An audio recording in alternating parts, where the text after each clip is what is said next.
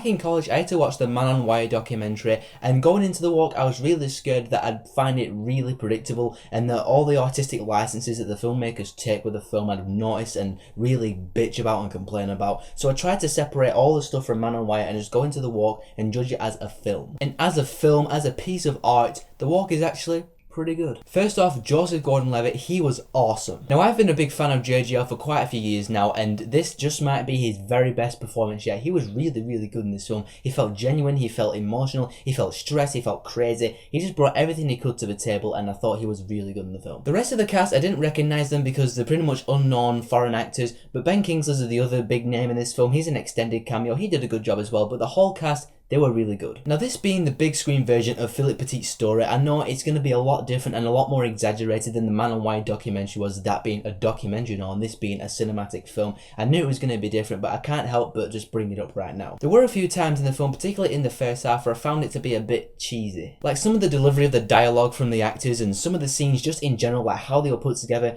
I just found it to be a bit exaggerated sometimes, particularly in the first half. The second half is not really as exaggerated like that, but in the first half, I just found it a bit cheesy and exaggerated sometimes. And one of the storytelling elements of this film is Joesph-Gordon Levitt's character. It keeps cutting back to him, and he's talking to the camera, breaking the fourth wall. He's narrating throughout this entire film, which I did not mind. The narration, perfect. It was great. But it cut back to his character, like stood on the Statue of Liberty going, "No, this is where I have to go next." Twin Towers in the background. I was like, I don't know, just something about it. I wasn't really a big fan of how it kept cutting back to his character talking to the camera. I'm fine with the narration, but when he was just talking to the camera on that Statue of Liberty, I don't know, it didn't seem realistic to me. And I know you're probably thinking, but it's a film, it's not supposed to be realistic all the time. And all that, it's just cutting back to him where it's like, so this is where I had to go next.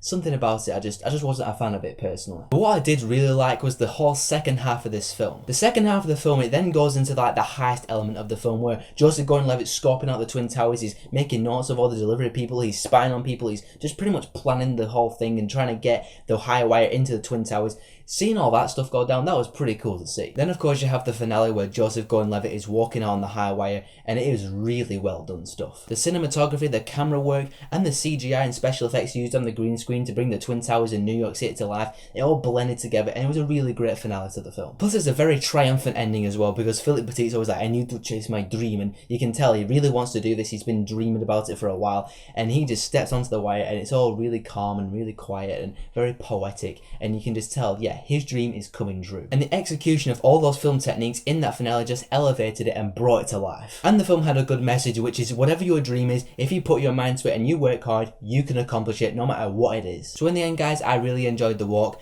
I'm going to give The Walk 4 out of 5. So have you seen The Walk, and what did you think about it? Whatever your thoughts are, tell me down there. And if you like this stuff and you want to see more of my stuff, then subscribe to my channel, because I got stuff coming to you guys all the time.